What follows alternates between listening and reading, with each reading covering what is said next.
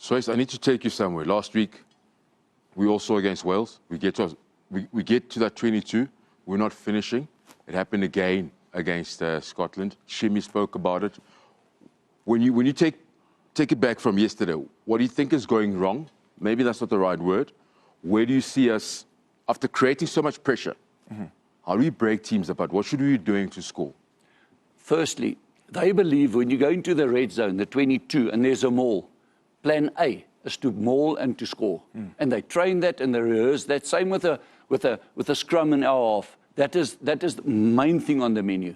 Secondly, if you get the penalty from the maul, you kick it out your maul again. So they really want to suffocate. But gents, what happens now is sometimes the ball comes out and you need to play, and that's where we're not organized. Yeah. I can really sense it and feel it. They're not using, the guys we spoke last week about coming around the corner. If I turn the corner, I got to outflank and outsmart the defenders, or narrow or wide, depending where I see the space, and they're late on that. I can't be on the way around the corner and the defense is set. So we speak about dice, like in the welcome circles, you know, when you dice around the circle there. Back in the days, you got to dice around the circle. You got to dice around the circle, and then use guys from the outside while the defense is looking in to act as like Eben there as animators. So, to make a long story short, there's not enough effort, and I don't think enough coaching in that department. Okay, hang on to that. I want to bring you. I think again that we do have the numbers on our feet. However, the breakdown, and I watched a show last week where you guys were talking about running at an angle. What I think the guys are doing, so they're coming around the corner, but they're running right into the main defender. And there's a specific clip where I used Eben, where I felt he could have received the ball and attacked the weak shoulder, but he didn't.